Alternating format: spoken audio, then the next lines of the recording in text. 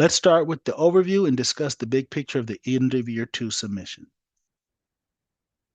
So the key dates for end of year 2 start with the snapshot on May 5th. The snapshot will allow you to see all the certification errors, not just the DDs, and have access to the reports. We have an error-free milestone date of August 3rd, which is approximately 2 weeks, give or take a couple of days, prior to the certification deadline of August 17th. Remember, the August 17th deadline has no amendment window. All the data must be certified on this date. So here's a look of the submission window. You can see that we have those milestone dates, those key dates, May 5th, start of the submission, the certification deadline here, end of year 2. And then I want to bring your attention to the cohort pool.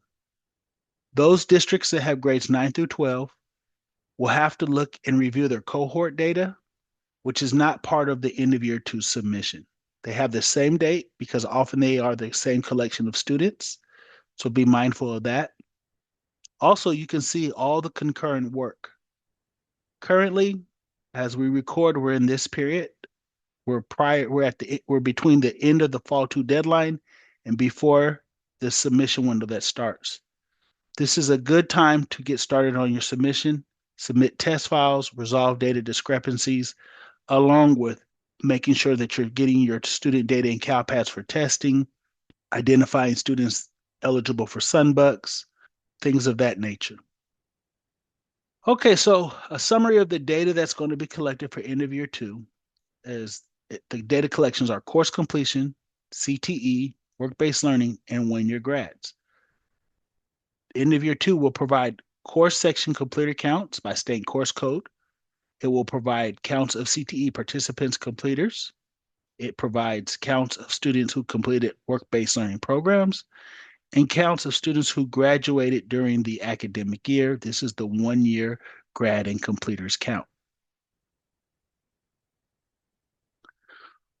So why do we submit data to CALPADS? Why do we even have this submission, right? So everything is dictated by legislation. You can see on the far right, the federal system, and everything will feed into those requirements. That's legislation, accountability, everything that, the funding that generates, the funding that provides the opportunities for our students from these programs like Carl Perkins or Title I. So let's look at the big picture of things. The data collection starts in the local system. You collect the student data, but specifically the career technical education data, the course data, and the work-based learning data. That information is going to be submitted to CALPADS and used at the state level. It's going to be presented on DataQuest. It's going to be used for dashboard metrics. It will feed into Ed Data. Of course, information is used by TOMS, extracted for sunbucks, so on and so forth. Once this data is in the state system, it goes to the federal system, and we have to meet requirements because we get funding, right? We have to be accountable to the federal government. So you have the Civil Rights Act, you have Carl Perkins, you have Workforce Innovation Opportunity Act, you have the Individual Disability Education Act. All of the data that's submitted and collected is used to meet some form of requirement as dictated by the legislation. And when we think about the CCI in the California School Dashboard, end of year 2 feeds into that, right? A lot of the data from end of year 2 is used for CCI. When you think about the college and career indicator, you can see that your college credit courses will come out of CALPADS. Here you are in Approaching Prepared. That's going to come from end of year 1. Then the other measures you can see circled here, leadership in military science. That's going to come out of CALPADS. Your CTE pathway counts of completers. That's coming out of CALPADS. Your work-based learning, and you can see that they're also used for Approaching Prepared as well. And all this is end of year 1 data. All right, and so what do you need if you're new to end of year two? This is a survival kit, right? So if you're LEA data administrator, we have the roles that you're going to need to populate the data. You need the SNR edit and view role, along with the SCTE, CRSC, SCSC, SDM, which is staff demographics, and the WBLR, as well as the WBLR extra role.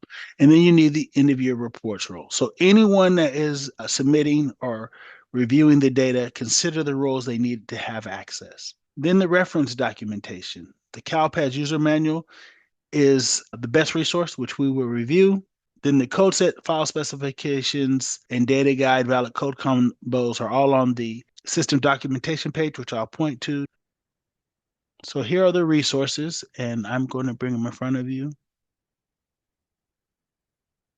So let's start with the CALPADS User Manual and the end of year roadmap.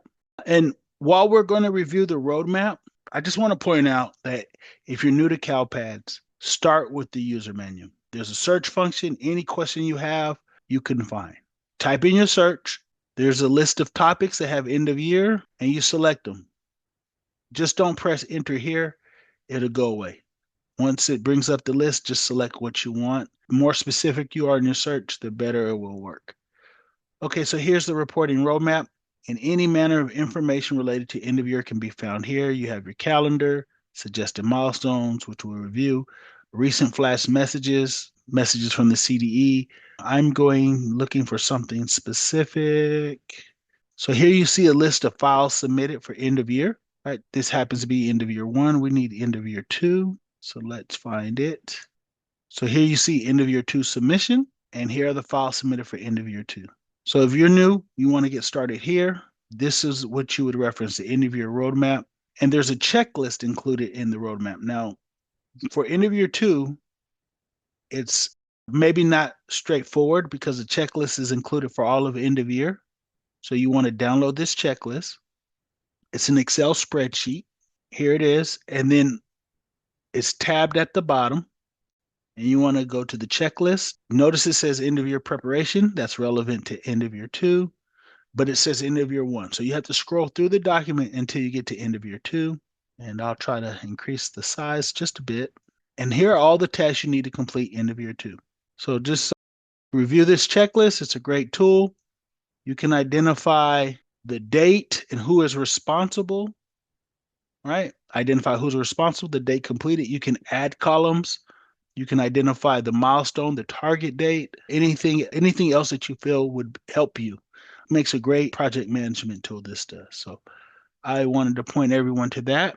And then one of the biggest problems in this submission is the mapping of CTE courses, right? And Kyron will talk about that later. So I just want to point everyone to the CTE user guide. And so this helps map the courses. And so if you use Control F and you go to headings, you can go to a pathway. So here's the pathway engineering architecture, right? Here's a description of that pathway so you can appropriately map your pathway. And then if your pathway and the content aligns with the engineering architecture sector, you can see the different codes that are allowed for the pathway. Here's the description. Here are the different codes. What's very important is identifying the capstone courses. Some pathway have multiple capstone courses, some don't. When you have an industry sector with multiple pathways, like agriculture, you want to make sure that you are using the correct state course codes for your pathway. You can see that agriculture business pathway, and you have the capstone course here. If you were to select the wrong pathway, right, you had an agriculture business pathway and you use pathway code 101, the pathway code that aligns with that or the capstone course 7122 doesn't align with the business pathway 7112. We see this often when your pathways are misaligned. So this document is a combination of the valid code combinations and the code set all in one. So specifically for CTE courses, this is a great document to use. And we have two more resources to cover before go back to the presentation. I'm dragging my browser in front of you. One is the system documentation page. Everything except for the user manual can be accessed here. So, and the funny thing is what you find in this web portal, you can find in the user manual as well. but depending on your path of navigation, it can be easier one way or the other. So your code set, every code in CalPADS is defined here. Your forms, your CalPADS file specification forms, the field definitions and the field length and requirements, basically the file specifications or the field specifications are here. If you don't quite understand what CalPADS is looking for, that's a great document. The valid code combinations document is good for reporting your courses. The error list, which is now embedded in the CalPADS User Manual. And this is an old document, the CalPADS Data Guide, but it tells you a lot of the why and the how about data requirements. It's a great reference tool. And then our last resource. All right, so you can just Google Figma CC's YouTube training channel, or you could bookmark it. You can also subscribe so that when new videos are uploaded, they come to you. And any new video, if you go to videos, you'll see listed here. So as we're recording this training, they'll become prominent here. Most of the new trainings or new recordings are going to be the weekly Q&As. Since we have those weekly, they often populate, but you can scroll through and by date. So you can see the fall 2 trainings were posted most recently. As we have completed fall 2, we've changed our focus to end of year. If you're on the home screen, this is great if you're new because Simon and Marshall have organized the trainings into collections. So you remember the roadmap we pointed to a few slides ago. All those trainings are here, the intro and basics. Then we had data population. Here's the end of year data population. So you need an extensive training on course data population. Here it is. If you need an extensive training on student career technical education data population, here it is. These are modularized, so they're individual sections. They're usually about 15 to 20 minutes, maybe 15 to 30 minutes, depending on the section. But these are lengthy trainings. They go into detail of the data population. There's one for each file type. So here's your end of year data population trainings. You just have to know what data. When we use the CalPADS User Manual and it tell you staff demographic and work-based learning was for end of year 1 or end of year 2, you have to know that. Unless you're doing end of year 1, you see the stats. All the end of year is intertwined and in this collection. And then you have your end of year reporting and certification trainings. So last year is currently available. You're listening to this year's recording, 25-26. So if you're listening to this, the rest of the trainings will be here relevant to end of year. So that concludes our review of the resources. Of course, there's several other resources that you can use, but that's a whole training in and of itself. And so with that, I will pass it along to Kyron.